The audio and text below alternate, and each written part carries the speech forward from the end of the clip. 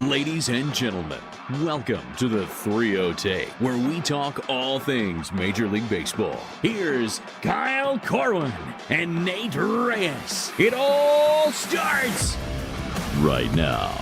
Welcome back to the 3-0 Take, presented by SeatGeek. This is episode 504. I'll be your host, Kyle Corwin. I'm here with my co-host, Nate Reyes.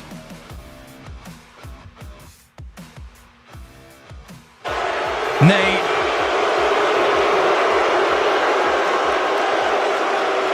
Alex Bregman, you're a Dodger. Pete Alonso, you're a Dodger.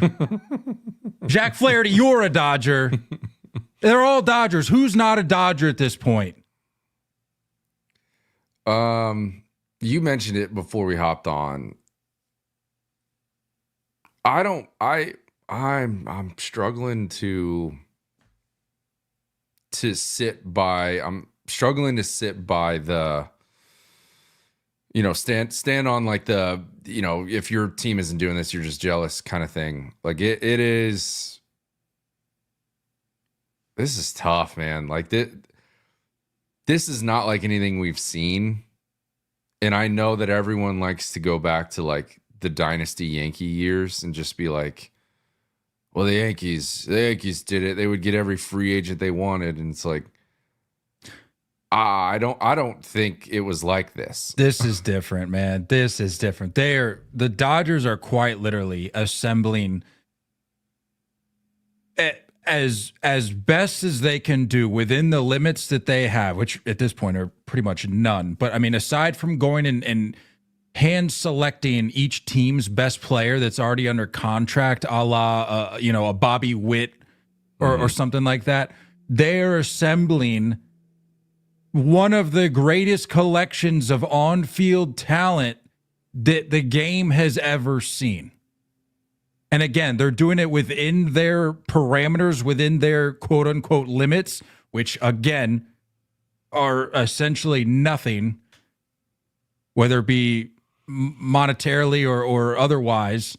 Yeah. They have a vision, and there is not a single thing in their way stopping them from accomplishing this vision. Look, I can fully understand and support the idea of doing things well in each department. They obviously scout well. They develop well. They do those things really well. The analytics department, excellent.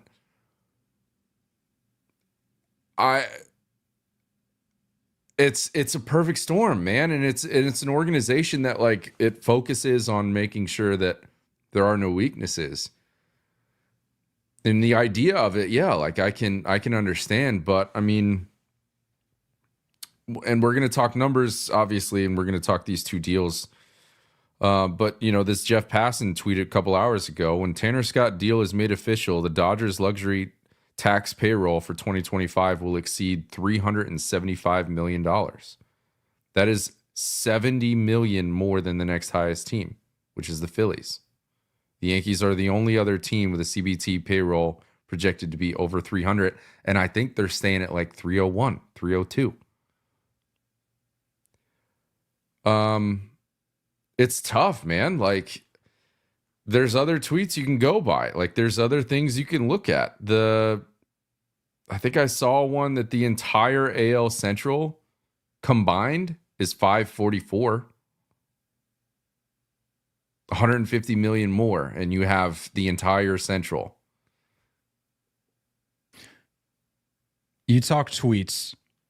There's a tweet in particular that I came across today that I want to dissect here with you, get your thoughts on it. And those who are in the chat following along, please feel free to chime in. Ryan Cohen 24 on Twitter. For those saying that what they're able to do, they, as in the Dodgers, are able to do is not bad for baseball. For those saying what they're able to do is not bad for baseball, and in parentheses he says, not taken aside, genuinely asking a question, is there a point when it is bad for baseball? And what is that point if not now? Right. And we were talking before we hopped on, and I said we're at the point now where a lot of the takes I've had up until this point have turned on their head. Like you just can't defend this anymore. And I'm not. If you're listening, you're probably going, well, it's because you're not a fan of the Dodgers, so of course you're going to be upset. It's not. That is one thing that I will stand by, and it's that I'm not upset at the Dodgers. I'm not frustrated with the Dodgers. I'm not angry at the Dodgers. I don't hate the Dodgers for what they're doing. They're doing that. What they are doing is fully legal within the scope of Major League Baseball. You may not like the way they're going about it. You may not like the names that they're accumulating. You may not like the way in which they're handling the contracts of these players that they're accumulating, but it's fully legal. They're allowed to do it. So I'm not going to be upset at the Dodgers because I've tweeted out before. I've said it on this podcast. What do you expect them to do? Just sit back and do nothing? No, they're going to make their team better. And for that, every team of every other, or every fan of every other team should be envious, because you could only hope and wish that your team would behave in such a manner as the Dodgers. But chances are your team's not, because the Dodgers are the only team doing this. But I think my frustration now is shifting towards these players. Yeah. Where it's like, and I was trying to go back and find whether or not I said it after the Snell signing, because I thought I remember saying after the Snell signing something to the effect of, this is kind of it for me. Like, anybody that signs with the Dodgers from this point forward, I'm like, I'm out. I'm out, because you very clearly, and even, I mean, let's not kid ourselves. Even Snell knew what he was getting into, but I'm like, I got to draw the line somewhere. So from pretty much this point forward, if you sign with the Dodgers, you know exactly what you're getting into. And I'm not going to sit here and say that I wouldn't do the same thing, but it's like, how many more star talents, like superstar level players, are going to choose to sign with this absolute juggernaut, making it almost inconceivable that such a product would be able to be manifested the way it is. Like, this is just insane. It's almost impossible to wrap your head around. Yeah, it gives me like the KD to Golden State vibes. You know what I mean? Where like it almost feels illegitimate. And if somebody starts to go to, winning multiple trophies and I don't know, last year was last year. I think it's probably going to get roped into whatever they do during this window. But I don't know. Like, can we talk about this comment in the chat? It says somebody called the Wambulance. I don't see y'all protesting the trash shows. Johnny, welcome to the 3 take, because you're clearly new here. We took our fair share of punches towards them. It's very evident who's new here. But, and we're not talking about individual trophies of an MVP being stolen. Like, that's not what it's getting to. We're talking in a more general scale of like you said, like where do we draw the line? When is it bad for baseball? When is it ridiculous? I mean, they could run out an 8-man rotation with no problem. And you're talking about very competitive, solid teams around the league who are maybe struggling with a 5th spot. And I don't know where my specific issue is. And I can't, it does feel a little wambulance-y. I'm not going to lie. Like, it does. Like, I can't. But I think you and I are on the same page, though. Our frustration doesn't lie with the way in which they're handling their personnel, the way that they're handling their offseason. And for the people saying you got to stop crying, there's somebody in the chat, Adam, I see you. You got to stop crying about the Dodgers. Please, let me go back in my feed here and share some thoughts that I've tweeted out over the last few months. Just shy of the Dodgers winning the World Series. I think this was like game 3 or 4 of the World Series. I said, if and when the Dodgers win the World Series, don't be upset at the Dodgers for spending money. Be upset at your owners for not.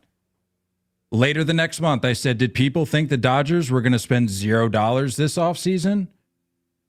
And then I went on to say, just yesterday, I said last year the Dodgers disproved the theory that it's not always the best team on paper that wins the World Series. They were the best team, they won the World Series, and they just got even better. And this was after signing Sasaki. And I've said countless times before, I want the Dodgers to I think I tweeted out like a month or two ago. I said at this point I want the Dodgers to go out and sign everybody just to show the rest of the league what it's like to actually invest in your product and make your product better. Yeah. So the whole like stop crying about the Dodgers. I'm not crying about the Dodgers. I've made that abundantly clear. I don't know how many other ways I can express that. Sure. I'm not upset at the Dodgers for the way that they're handling their franchise. I'm envious of it. For sure. But it's again, my frustration lies with these players now, where it's like Sasaki. Like I don't know how you feel. I could not be more out on Sasaki as a player. Don't know the guy from Adam, but I'm like this just felt like a game. This just felt like a ruse. Like I felt like the all of baseball got punked, even though we weirdly knew he was going to end up in LA. Right. I just feel like the whole song and dance was far more grand than it needed to be. Where it's like, I agree. It was rumored that he possibly might want a smaller market, that he wanted to go elsewhere and not be center stage. He didn't want to be center of attention. It's like, okay, well, naturally he ends up in LA. That makes sense. I don't know, but yeah, I'm done.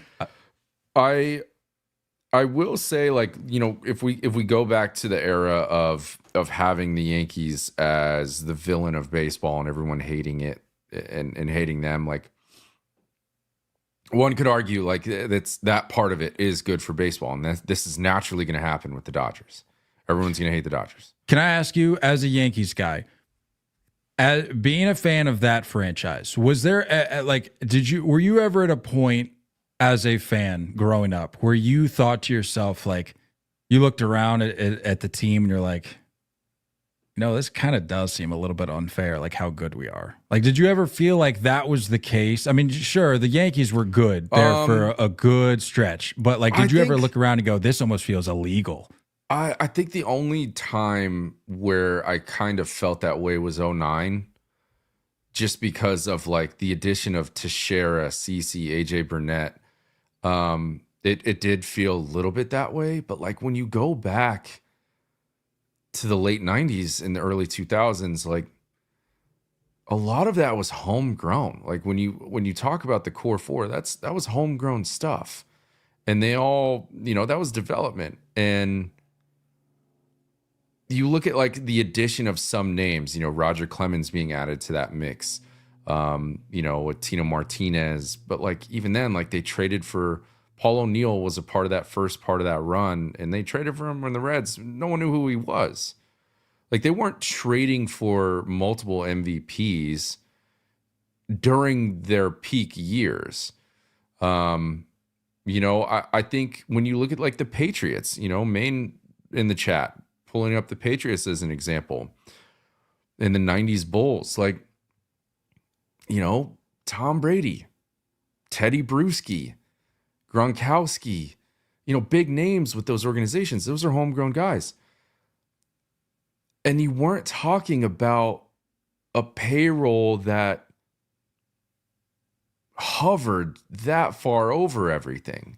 Did the Yankees lead the league in payroll multiple years during those years? Yeah, they did. But again, when you're talking about, you know, 96, 98, 99, 2000, that core was still, you know, minuscule dollar amounts towards your main guys. Ohtani, Freddie, Mookie, Snell, Yamamoto. None of these guys are homegrown. None of these guys, you know, are coming up through your organization. So I don't know. Like, I don't know if there was ever a point where I felt like, all right, this is a video game at this point. 2009 was kind of close, but you're talking about other guys being towards the end of their career. Other guys that just, you know, like a Robinson Cano was in his prime. A Teixeira, you know, reaching the end of his career. Jeter reaching the end of his career. These are all back end things. Whereas like right now, you're talking about half of an all-star lineup. I don't know, man. It is what it is. They're going to have a target on their back the entire year. Every team is going to give them their best every game. And Is that part good for baseball? Absolutely. I absolutely agree. But when you are the sole example of rules needing to go into effect and no other team is doing and you're going so far to the other end of the spectrum, I don't know.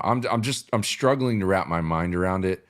And you can bet your ass we're going to see a lot of negotiation going on with the next CBA to figure out, this deferment money and to figure out how to kind of close some of those loopholes. Well, you talk about the target on the back for the Dodgers in 2025, this coming season. What are we looking at in terms of win total here? Like, or really not just win total, just expectation for the 2025 Dodgers in general. Like, are we setting a minimum for number of wins that this team has to tally this year for it to be a success? Because it gets to, like, even last year with a World Series winning team, you look at the team last year and you're like, like they've got a wealth of talent here, and they're most likely going to win the World Series. But if they don't, well, that's just baseball. But we're at a point now with this Dodgers team, a year, not even a full calendar year later, after winning the World Series, where you're going, they're 2, 3, 4 steps ahead of where they were at the end of last season. Yeah. So at what point do we look at this team and go, They have to win the World Series, and we hear World Series or bust thrown around a lot with other teams, but truly, that you cannot acquire this much talent, like not just talent, superstar talent, and not win the World Series, not go out and set the regular season win total, which I believe was 116 from the 01 Mariners. You can't not go out and surpass that. You can't not go out and steamroll your way through the postseason en route to winning a repeat World Series title. You just can't, because anything less than that has to be deemed a failure, because this team is too good not to. Yeah, man. I don't know. Like, I think there's probably going to be a point where it's like a little bit of a coasting at some point during the regular season, to where you don't have to have anyone in this rotation throwing 190 innings plus. You don't have to have that. I think the goal, and now that you have 3 Japanese starters in your rotation who are very comfortable having a 6-man rotation, that's definitely going to happen. That's absolutely going to happen. You don't have to push the envelope for Freddie Freeman maybe not being fully healthy, or a Mookie Betts having a tweaked shoulder, like whatever it may be. You don't have to push the envelope. Put him on the IL. Like, it's fine. Glasnow his back doesn't feel great. Ride that out. Like, whatever. Next man up. The depth is incredible. And when you talk about any of that homegrown talent that they have, none of those guys are going to have much of an opportunity. None of those guys are going to get too many ABs or too many, innings. So I don't know, man. I mean, like, it's definitely a 100-win season. It has to be. And I'm not going to sit here and say, if they only win 99, but then they take the trophy, is that a failed season? Of course not. I don't know. It's weird. Like, every team has the mentality, at least I hope. Every team, the mentality is, World Series or bust. But this is now, I mean, it's year 2025. If you don't have 3 rings before 2030, none of this was worth it. I don't know. I don't know how to chalk it up. I don't know how to express any of this. This is such uncharted territories that, like, there's such thing as like, well, you still got to play the game. To what extent, man? Like, to what extent? When you want to go play Monopoly and your opponents already have a lot more properties and money than you, like, I don't know. That's a great analogy. The rest of major, and this isn't me. Like, again, I don't want to go back and read all my tweets again to prove that I'm not upset at the Dodgers. But this is just the reality of it. The 2025 season is one team showing up to the Monopoly board with $1,000 cash, 3 sets of monopoly or property monopolies, Yeah. and they're starting the hotels season that way. Yeah. and then the 29 other players are showing up to the board with nothing. That's comparatively speaking, that's the reality of it. And I would like to hear why, because you've made the argument that this is going to be better for baseball. This is good for baseball, having other owners, start writing checks to keep up. I think it's crossed over to the point where like owners are going to be like, we can't, and we're done writing checks, right? Because we might as well try to save money and make it to the championship series. Like, yeah, exactly. Like, what's the point? What's the point for? Oh my gosh! I mean, you could run through half the league. You could run through pretty much both leagues in the Central. Can run through at least 15 teams that are just going to be like, why? Like, what are we going to do? And okay, so in the chat, I'm seeing they should have got in reference to the Monopoly analogy, they should have gotten more before they showed up to the board. And I absolutely agree with that sentiment. And that's what I've been saying, to your point of talking about, like, well, this should inspire, motivate owners around the league to pony up. But we're getting to the point now, and hand up, maybe I was just naive. I didn't think we'd get to the point so far into this thing where even if you had teams offering well over the amounts that the Dodgers You're are hearing hanging about out, pay cuts, well over years that the Dodgers are offering. There's nothing that you can do. The Dodgers have established themselves as such a destination at this point. And you take Yamamoto out, you take Snell out. If you've got Los Angeles, I mean, certainly not to make light of it, but obviously for wildfire situation, you take Ohtani and the city of Los Angeles, and that's really all you need to sell your product. Because the reality of it is the Dodgers have absolutely cornered the Japanese market. If there is a Japanese player worth anything, you are not getting him unless you're the Los Angeles Dodgers. Right. And I understand it. I understand why, if you're a guy like Sasaki, why wouldn't you want to come play with Yamamoto and Ohtani? Again, I'm still sort of out on Sasaki at this point, because I feel like he really could have shaken things up had he gone to San Diego and still had a great opportunity to succeed, a great opportunity to develop as a pitcher, I believe. But I mean, there's nothing that these teams can do, and it's sort of a demoralizing blow when this whole time I've been saying, well, again, these owners should hopefully be, they should serve as a kick in the gut a little bit to them to be like, all right, we need to step up. Like we're talking about, I think we're at a point now where they're going to throw in the towel. It's why bother? Why bother? Yep. Yeah, if you're the Rockies, why bother? You know what I mean? But that's what I'm saying. That was before this offseason. You're going, well, of course the Dodgers aren't really going to care. But now I'm hoping that this isn't coming across as like an overreaction, but we're dangerously close to getting to a point where even the teams that rival the Dodgers in terms of financial force and star power, I think even those teams are going to be like, it's the crap at the bottom, like the A's, the Rockies, the Marlins, like no offense to those teams. And then you've got the next tier where it's like, okay, you look around, there's the big market teams. A lot of mids.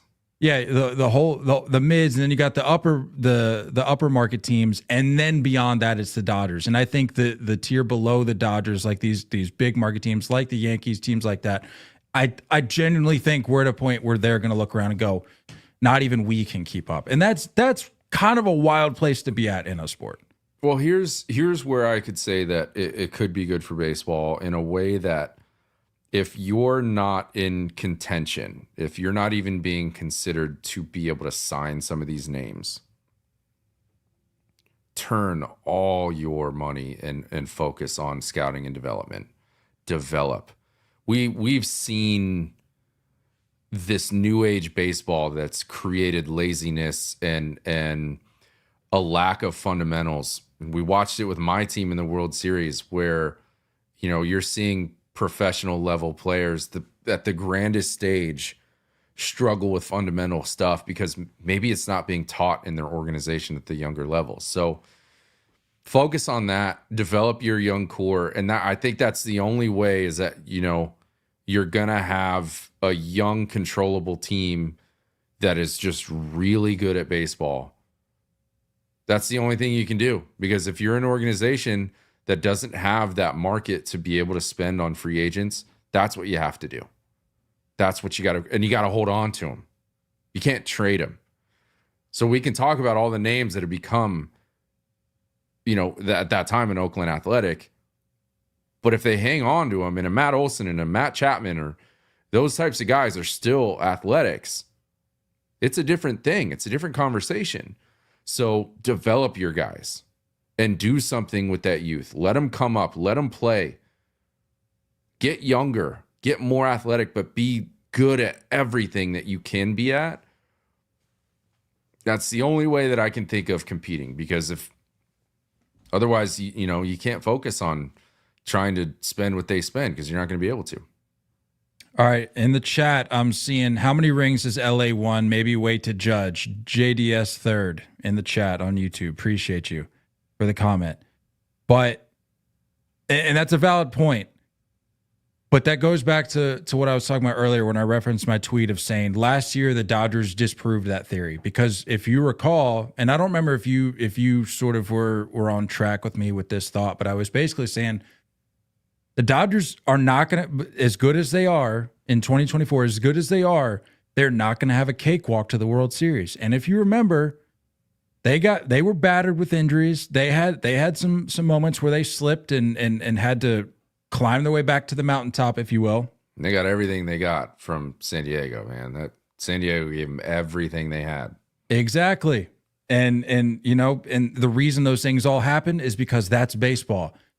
But what did they do? They went and disproved the theory that the best team up, because they were on paper the best team in baseball, and they went out and did it. And I'm not saying that's the first time it's ever happened, but in recent memory, you look at the Dodgers and go, well, I mean, pretty easy to understand why they're favorited on paper, because you look at the rotation, you look at the lineup, and beyond that, you look at the depth that they have. So of course, so they did what they did last year.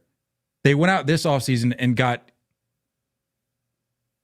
I won't say infinitely better, but like I said earlier, 2, 3, 4 increments better, showing no signs of slowing down, of stepping back, of only moving forward in the direction full steam ahead.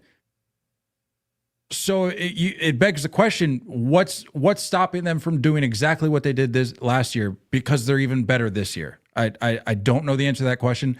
And well, I do know the answer to the question. As of right now, it's nothing. Nothing is going to stop them from doing that. It's just a matter of if things pan out the same way they did last year, where they're able to overcome any injuries they have, if they're able to utilize their depth well like they did last year. But Of course they will. If you have these guys both in the rotation and in your lineup that are locked down for years to come, outside of some of these guys aging and getting to a later stage in their career, this window for them is wide open for years to come. So yeah, sure, they haven't won the titles yet, but they're in a much better position than 29 of the teams in the league. We know that much. Yeah, it's definitely a big head start, man. It's like I said, I think three more trophies before the end of the Ohtani, I'm not going to say contract because of the deferment, but the end of the playing days of Ohtani, I would look back and say that it was a success. 4 rings for Ohtani era in LA. Yeah. I don't know, man. I think it's going to bring up a lot of interesting conversations, and it's going to change how we look at, payroll and everything like that forever. So the only thing I can hope for is that other teams get better with their development and make sure that they're buttoned up in every other category. And windows have to hit just right for some of those lower market teams. They have to hit just right. Well, I do have to say a lot of these thoughts that I have stemmed immediately following the Sasaki signing, but which I don't even know if we've technically touched on. But like, let's go ahead and throw these numbers out. Yeah, with the Scott signing, what is that?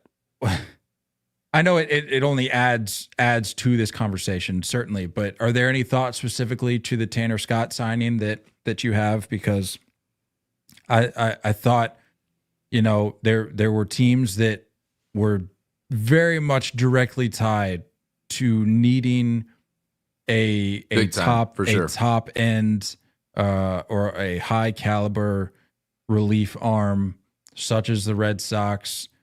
But any team could realistically use an elite arm like that out of your pen, but teams in particular, teams specifically, were tied to guys like Scott, so on and so forth. And seemingly out of nowhere, here come the Dodgers, scoop him up. So, how does this affect the rest of the league? Because now you've got teams that I think were possibly banking on, we missed out on this name, we missed out on that name, but at least we could maybe go scoop up Scott and call it an offseason and sort of move forward as it stands. But now Scott's off the table. So, where does this leave the rest of baseball? Stop lowballing. Stop lowballing. You know what I mean? And really figure out the character of the guy you want to sign and what his mentality is. Does he want to call that place home? Does he want an easier ride to get to a trophy? Does he want the legacy of, etching his name in that franchise's history? Most of these names are going to be forgettable. No one, we're going to look down the road 30 years from now and look at this Dodger stretch, and no one's going to remember a Tanner Scott name.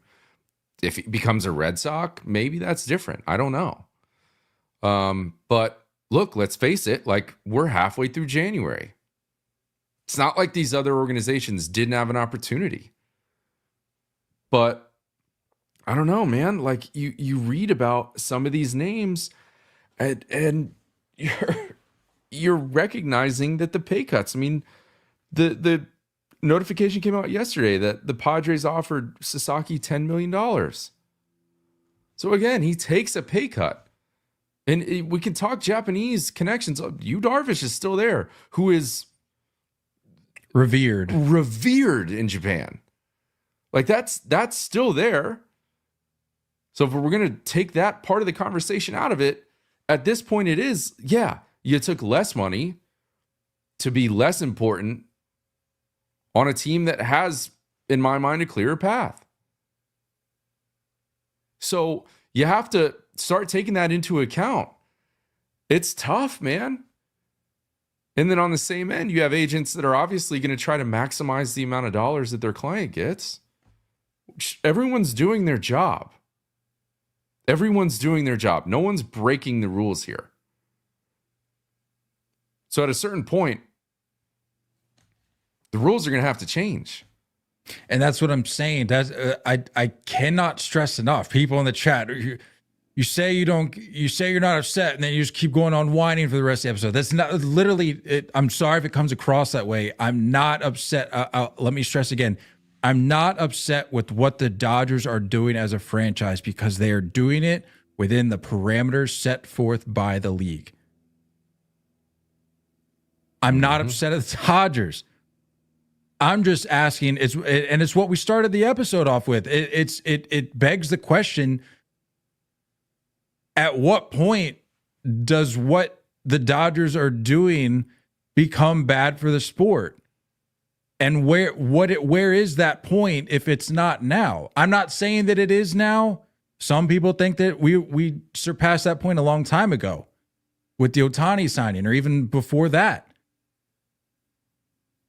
But it begs the question, like, where are we at with this whole thing? Yeah. Monetarily, what did we say? 372, 377, something like that? Oh, for the payroll? Yeah. I thought you were talking Scott. The Scott deal was 4 years, 72 million, but that the payroll gets them to the over 370. Yeah.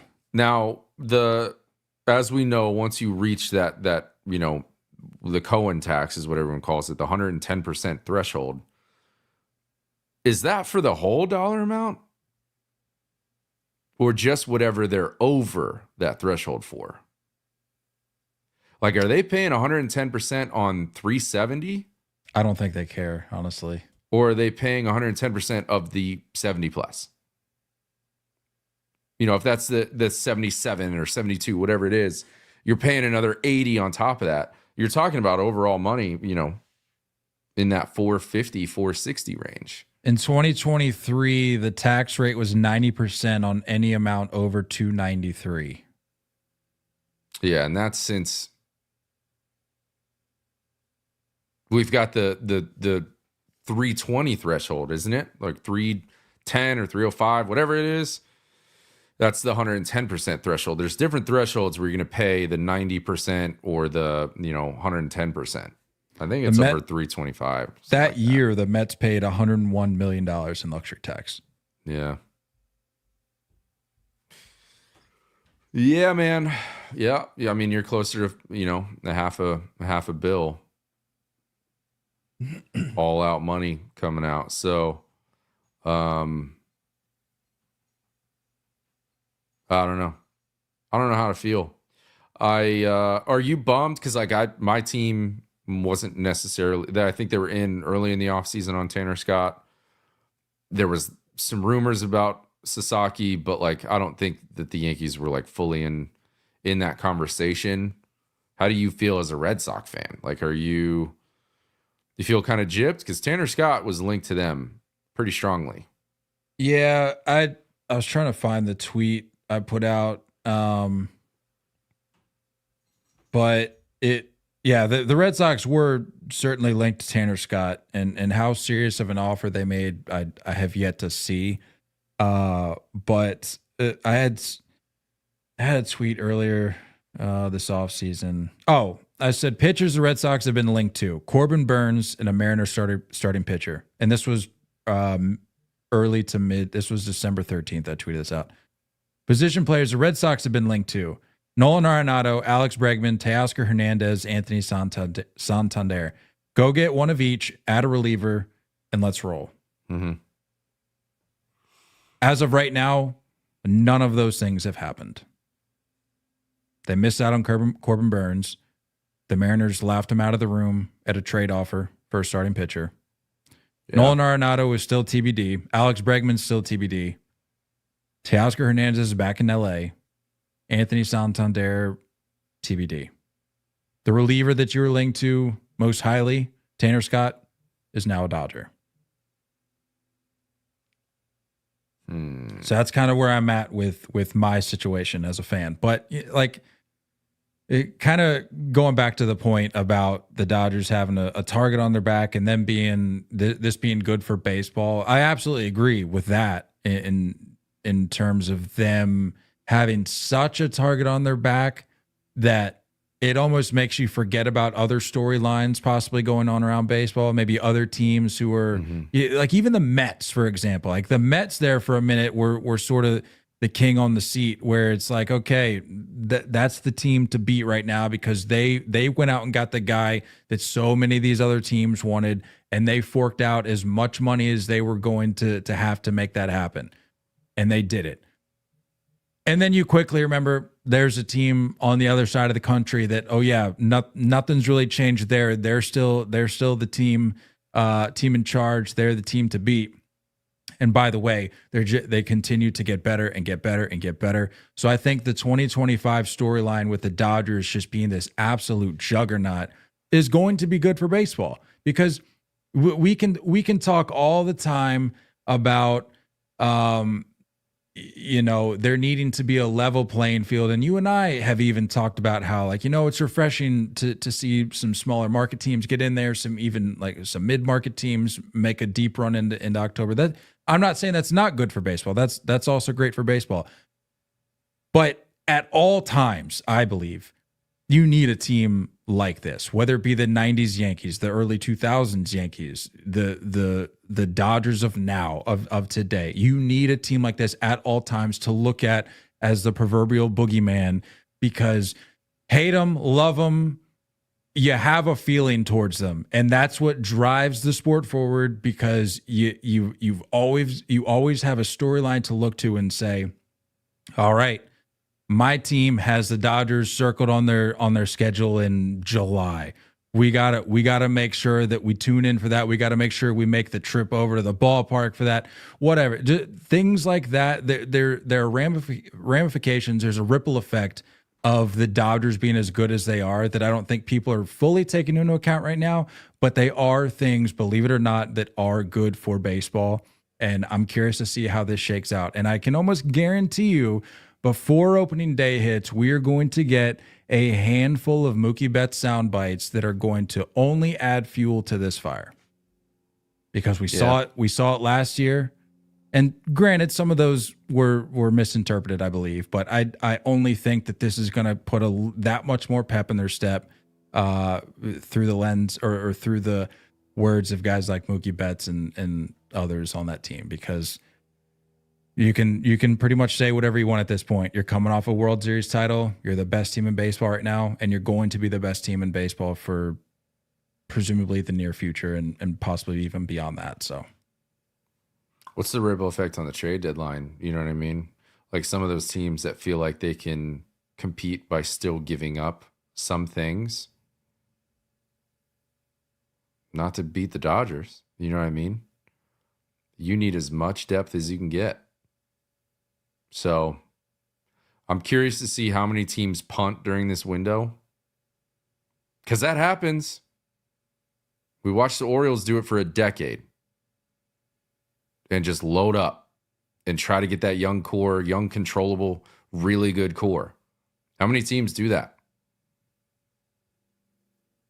How many teams where you see a Mariners rotation where you say you have a little bit of, well, you got some riches there that you could maybe move on to plug other holes that you have. Is that still a conversation? Does that change? I'm not saying now. I'm saying as that deadline's coming up. And you're probably just going to get a plethora of quotes that are just like, we got to play our game. We got to play our game. We can't pay attention to what they're doing over in LA. We just got to play our game. And that's what I mean is that, like, I think coaching is more important now than ever. Make sure these guys are doing every little thing. You can't give a Dodgers team an inch. They're going to beat you more often than not without you giving them anything. So you can't give them an inch. You can't have a dropped fly ball. You can't have a first base going uncovered. You can't have a 90 not being run hard. You can't have it. So I do hope that spreads to the rest of our game, to where it's specifically seeing, a D-backs team that led the league in offense last year, by the way, continues to do the little stuff right. And maybe you start seeing the rest of the game being played a little bit. Maybe there is more bunting. Maybe we just got to scratch and claw to beat this team and do whatever we can to get a dub. Maybe you start to see that. And I don't know if it happens during the regular season, but hopefully it does happen during the postseason. And again, you just see whatever, every team's best version of themselves going up against, like you said, the boogeyman.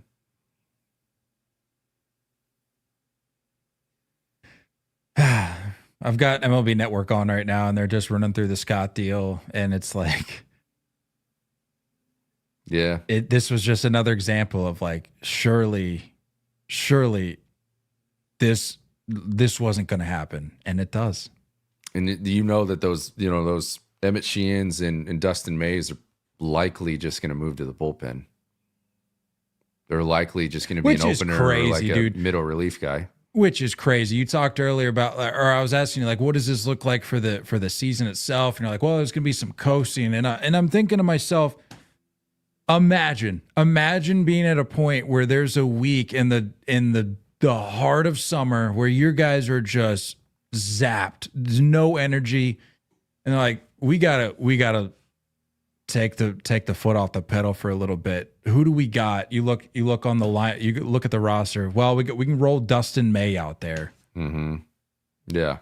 Who would be a middle rotation guy on most teams. It's crazy. We gotta give Mookie or Tommy Edman a day off in the outfield. Who do we got? Oh, we just roll out James Outman? Sure. Let's do that. The depth is insane. And it's not just it's not role player depth. It's like they'd be starters anywhere else depth. Correct. They'd be in the starting lineup, starting rotation, first man out of the pen, in any other team. So there will be coasting. You don't need to rely on an Ohtani coming back after TJ and being like, wonder what he's going to give us. Who cares? You're not going to have to worry about a Tyler Glass now missing 7 to 10 starts because of, a back tightening up. Who cares? You're not going to have to worry. I feel bad for the guys in the minor league system. Good luck. Yeah. Good luck. I do feel for those guys. And maybe that's something I don't like. There's no weaknesses. What are the Dodgers organization? What do they do? Do they move those guys for what? What else is out there? What else do you need? So like, I don't know. I said we're talking. I mean, we can talk about the Japanese market, but I saw a tweet yesterday that said the Los Angeles Dodgers make history with the signing of Joseph Deng, the first player ever signed from South Sudan. He's 6'7", 185 pounds, and can hit 95. 6'7", 195? No, 6'7", 185. It's a beanpole. And I said the Dodgers are just out here completing side quests at this point. Like they're just it's insane. It's crazy. And no matter what they do, no matter who they sign, and this is sort of like my main takeaway from all of this. No matter who they sign, no matter who they trade for,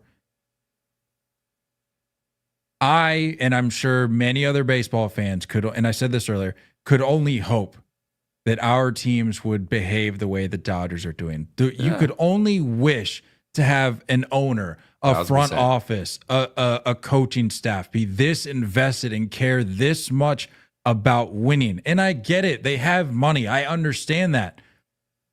But so do other teams, and I'm not saying that. I think I'm past the point now of saying, well, the other teams can just do what the Dodgers are doing, because we've laid it out very, very clearly here that they can't necessarily do it to that effect. But we talk about it all the time. This has been such a big issue in baseball. There's owners out there that also have money and choose to pocket it, because this is nothing more than owning a baseball team, a major league, a big league baseball team is nothing more to them than just an addition to their portfolio. Mm-hmm. And so if you're a fan of a team like that, which is more than not in this league, how could you then look at the Dodgers and say, well, that's not good for baseball? Look at your own team. Yeah. Look at how far off you are now from the standard. Channel the frustration to your own organization, your own franchise, and look to your owner and say, what are we doing? And credit like that. I know some White Sox fans out there in particular, and I know they get kicked around more often than not. White Sox fans are very aware of their situation, and they are very much aware of who their frustration should be directed at. And I applaud them for that, because they're not looking around going, well, woe is us. Let's look at the big bad Dodgers and blame them for all of our troubles. No, they go, you know what? we gotta be better here. And there's other teams around the league that I think are getting to a point where or other fan bases, I should say, who are getting to a point where they're starting to come around to that way of thinking. But to the people that are looking at the Dodgers, you gotta not be upset with what they're doing because, again, it's legal. Mm-hmm. But instead be more upset with your own team. How do you force owners out? How do you force owners out of their situation of just, cashing checks and enjoying owning a team? Like, how do you do? I don't know how that can happen. I don't know. Before we get out of here, I was, kind of thinking of this question. What do you feel like you would want more now? A salary cap or a salary floor? Salary floor. I'm still in that camp. I'm still in that camp. Even with the way this offseason has gone, particularly for this Dodgers team, we've been talking about this entire time. What would you like to see that floor at? Just kind of shooting from the hip. What number? To be honest with you, I haven't gotten to a point of thinking about specific dollars, but I just know that when you talk about putting a cap on what players are willing to acquire, because ultimately a cap is anti-player. That's the reality of it. Sure. Yeah. And so if you're looking at both camps, I'm going, I'll take the floor, because again, my anger with the issue in baseball of teams not spending lies with these owners who are not spending. Mm-hmm. So I would need there to be just a bare minimum spent across baseball. Like I want to see momentum, as misplaced as it is, like we're seeing with the A's right now. And again, I know that they're not spending out of the goodness of their hearts. They're doing it to avoid a grievance. I understand that. And just get some of this revenue sharing that's going around. Sure. But like, I want to see that, but in a more altruistic, a more honest way, a way that I want to see that happen, but in a way that's better for baseball, where you go, okay, you know what? This team is being asked to spend more, to go out and sign names that aren't necessarily out of the dumpster. And you look at what the A's do and you go, okay, like I kind of like that. I want to see that across these other cellar dweller teams that are around baseball. Like, I want to see that happen. And again, I know the A's aren't the greatest example because of their current situation, but I want to see a snowball effect like that. And so that happens with a floor as opposed to a cap. Yeah. Because what good does putting a cap on payroll do? Okay, you keep the Dodgers from going above and beyond. What is that? What about these other teams that refuse to spend money? That's why I've never understood the people that are in the camp of, we need a salary cap. We need a salary cap. Okay, the Dodgers are going to max it out. What about the other team? What about the other third of the league that just does not care? They're going to stay exactly where they're at. So what good does a cap do? At least with a floor, you get the ball rolling a little bit. The floor is easy. I mean, just raise the minimum requirement for that revenue sharing. Raise it. I think if I was to throw a number out there, I'd say 200. 185, 200, something like that. Yeah. I think it'd be a fair number of like what you need to have your payroll at. And if you can't afford it as an owner, maybe you shouldn't be an owner. If you're not competitive enough to want to afford it, then you shouldn't be an owner. I'm sick of seeing, like you said, owners become owners just to add it to their portfolio. Give me competitive owners. Give me winners. It's the simplest thing that I've said for years at this point. It should be a requirement to have an owner who takes on a major league franchise. It should be a minimum requirement, bare minimum, that they actually like the sport, that they want to make their product better. And people can say, well, it's a business. Okay, I know plenty of business owners that do the work that they do and are in the industry and field and business that they are in because they like doing it. Just because they make a certain amount of money doesn't mean that they should be let off scot-free regarding actually caring about this, because unlike other businesses or industries, this element or asset that you're taking on impacts the lives of a lot of people. And you have fan bases. You don't see this is the thing that I try to always make people understand. You don't see people. We love farmers. We love our farmers, but you don't see hundreds of thousands of people showing up to a farm rooting for a farmer to do his work. Okay? You don't see hundreds of thousands of people rolling up to a school to cheer on teachers that they do good work. Baseball, sports, you had this, and I'm not saying those other things don't impact people. That's not what I'm saying. But you have other people who would give their left arm to see their team succeed, to see their players succeed, to see their favorite player get the respect and type of contract that they deserve because of how well they perform, the type of money they bring in, so on and so forth. But the person at the top of the food chain could not care less. There's a problem with that. So we need to get, and you're not going to be able to enforce this as a league because it's the good old boys club up there, which I understand, and it's going to be what it's going to be. So I'm not going to sit here and say, well, like you said, you can't force these owners out, but we need to have the conversation. I think needs to shift to guys like that. We need to stop, putting all of our thoughts and concerns about the direction of the league on the Dodgers, and instead look to these other 15, 20, maybe even 25 owners that simply do not care because it's nothing more than a financial asset to them. That's where the issue in all of this lies. Yeah. By the way, I mean, we're going to feel this. We're going to feel this eventually. Nobody in the chat, nobody has a Tyson chicken tattoo. My point. Bingo. That's exactly my point. Yeah, we're going to feel this eventually as a fan. And, the average family is likely not going to be able to afford to go to a Dodgers game. And there's going to be a ripple effect to that eventually. And your MLB TV subscription for the year, instead of $120, it's probably going to be $199. All that stuff's going to start to climb. There's a ripple effect to it. So, I understand your sentiment, and I'm just playing devil's advocate here because I agree.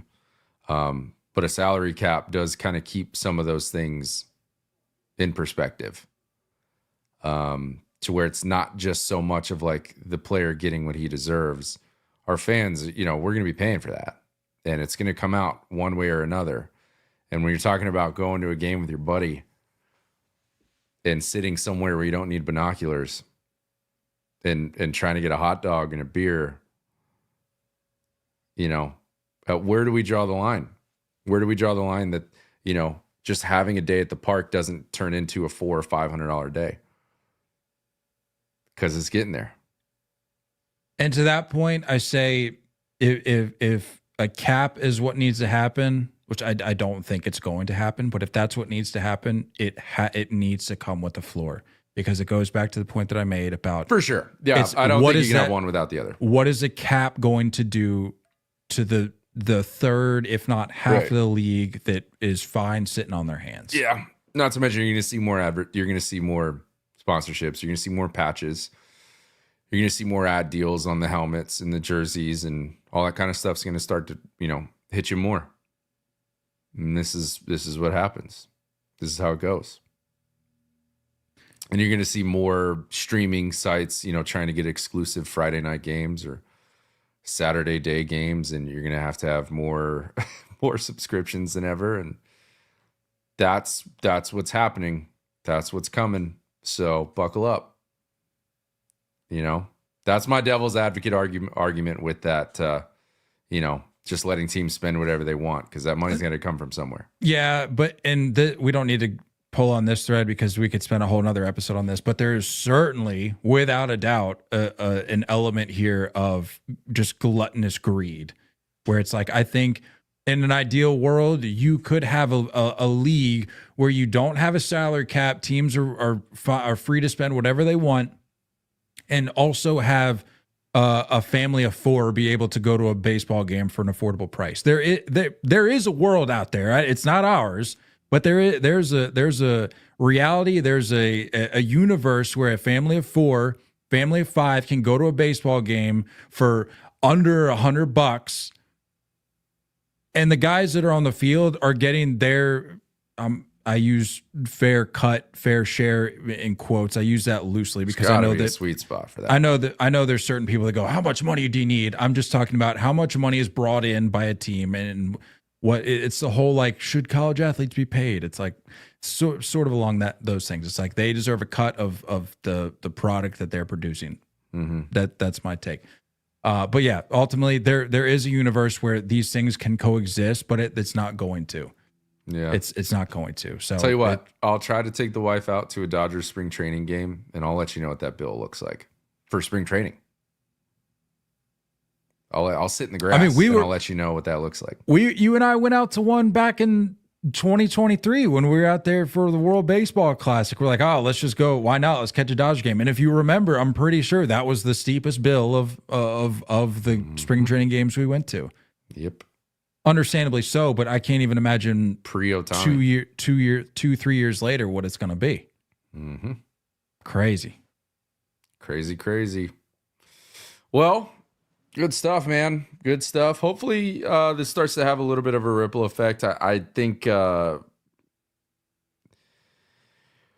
of those teams, like I think the Red Sox are definitely going to go in on Bregman now. I think some of these teams that not necessarily the Sasaki stuff, because that had international money and that was going to have some kind of a limited dip anyway.